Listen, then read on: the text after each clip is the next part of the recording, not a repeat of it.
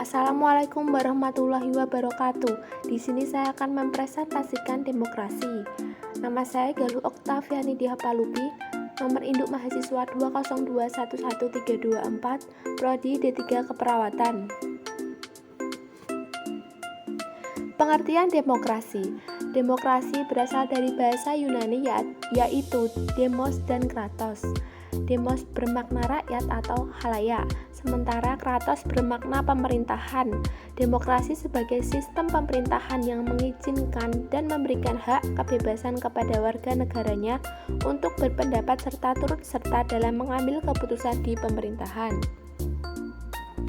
Pengertian demokrasi menurut para ahli. 1.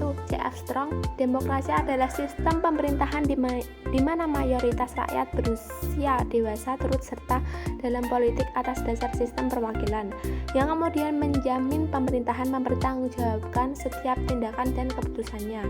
2. Harry Schwartz, demokrasi sebagai bentuk pemerintahan rakyat karena dalam kekuasaan pemerintahan terdapat porsi bagi rakyat atau orang banyak untuk mengatur, mempertahankan dan melindungi dirinya dari paksaan orang lain atau badan yang bertanggung jawab memerintah.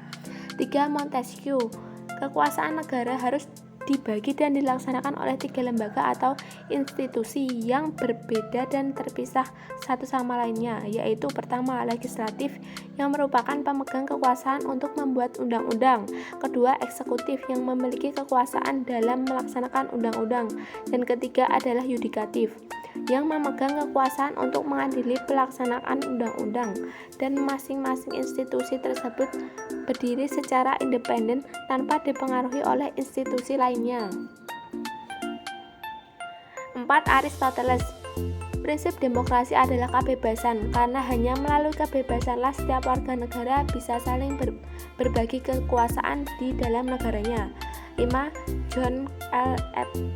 Esposito, pada sistem demokrasi, semua orang berhak berpartisipasi, baik terlibat aktif maupun mengontrol kebijakan yang dikeluarkan oleh pemerintah. Selain itu, tentu saja dalam lembaga resmi pemerintah terdapat pemisahan yang jelas antara unsur eksekutif, legislatif, maupun yudikatif. 6. Avant-garde, menurut Avant-garde, demokrasi sendiri terbagi menjadi 2 definisi. Yang pertama, jika diartikan secara normatif adalah demokrasi yang secara ideal ingin mewujudkan oleh negara. Sementara secara empiris adalah demokrasi adalah perwujudan dunia politik. Sejarah singkat demokrasi di dunia. Gagasan demokrasi sebagai sistem pemerintahan berasal dari kebudayaan Yunani. Dengan sistem tersebut, rakyat akan terlibat langsung dalam pengambilan keputusan yang berkaitan dengan keberlangsungan sebuah negara. Dalam buku berjudul Theory of Democracy yang ditulis oleh Walter Amos Dougal, terdapat sejarah pergolakan demokrasi yang terjadi di Amerika Serikat pada tahun 1829 hingga 1877. Jadi, seluruh perkara kenegaraan harus dibicarakan langsung dengan rakyatnya. Demokrasi murni atau demokrasi langsung adalah sistem yang diusung di zaman tersebut. Ribuan tahun kemudian pada abad 6 sebelum Masehi, bentuk pemerintahan yang relatif demokratis diperkenalkan di negara-negara bagian Athena oleh Chaldeans pada 508 sebelum Masehi. Kondisi tersebut membuat Chaldeans dikenal dengan panggilan Bapak Demokrasi Athena. Saat itu, Athena menganut demokrasi langsung dan memiliki 2 ciri utama, yakni pemilihan warga secara acak untuk mengisi jabatan administratif dan yudisial di pemerintahan, serta majelis legislatif yang terdiri dari semua warga Athena. Kesemuanya saat itu memiliki hak bicara dan memberi suara majelis Athena. Meski dibuat oleh majelis, demokrasi Athena berjalan dengan kontrol langsung dari rakyat. Rakyat akan menyuarakan pendapatnya lewat majelis atau pengadilan untuk membantu kendali politik. Hingga pada saat memasuki abad ke-6 sampai 15 Masehi di Eropa Barat, gagasan tersebut tidak digunakan lagi.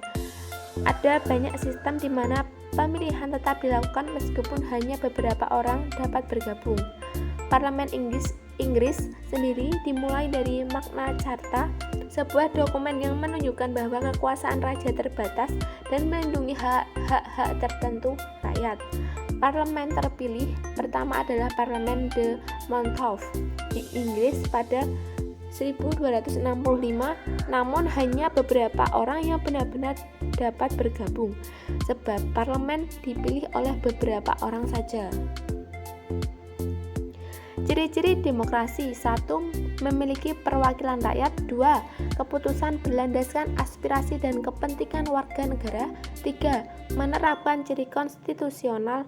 4. Menyelenggarakan pemilihan umum. 5. Terdapat sistem kepartaian. Macam-macam demokrasi. 1. Demokrasi parlementer. 2. Demokrasi langsung. 3. Demokrasi tidak langsung. 4. Demokrasi Pancasila. 5. Demokrasi presidensial. Tujuan demokrasi: 1. Kebebasan berpendapat. 2. Menciptakan keamanan dan ketertiban. 3. Mendorong masyarakat aktif dalam pemerintahan.